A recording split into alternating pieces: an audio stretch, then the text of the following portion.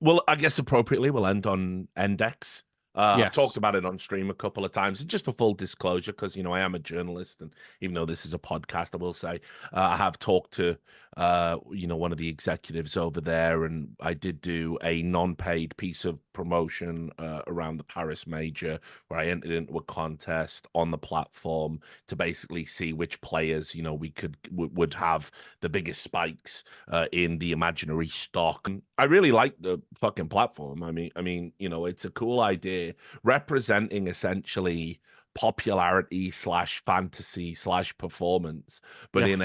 in a stock market environment is fresh as far as CS is concerned. And it just seems to be like a nice, cool thing that hasn't fallen afoul of, some of the, other type NFT stuff or whatever it is. Yes. But it can be something that can help grow something in the scene. Some of the things that I really appreciated was one, there are like no promises of people making like thousands or millions of dollars or anything like that. Like Yeah. we're not promising people the 1,000% return anything, right?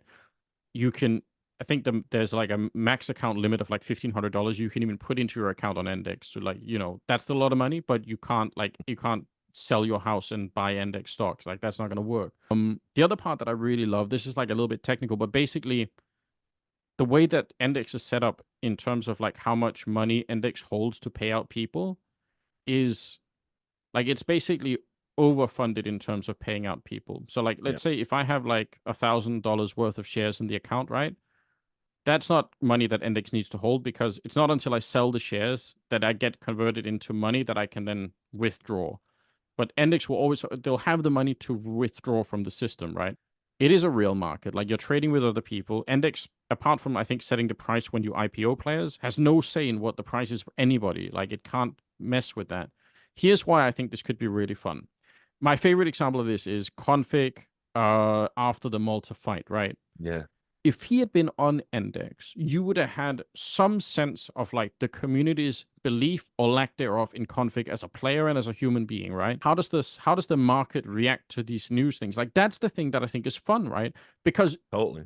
if you be following those things, you get like a real sense of what do people really believe. If I think that this is the best that Donk will ever be, then if I have shares in him beforehand, I should sell them now, Mm. right? If I think he's going to be even better, if that's even possible, like if I think he's going to be even better, if he's going to win the major, let's say, then I should buy shares right now. The other aspect that sort of sold it for me is the idea that the players actually get paid behind the Yeah. trades. If you bet $200 on a game and you lose, then you lose like 100% of your bet, right? It's all the money gone. The Yeah. fun thing about this to some extent is that if you invest $200 into something, yeah, it can go down like, it could drop like 20-25% or something, but it's not all or nothing, right? It's not a binary outcome where it's like either you win or you lose. It's like no, you can hold on. You say, okay, I'm gonna hold on for another week or two or three, or some of the stocks I have been down for like 6 months straight.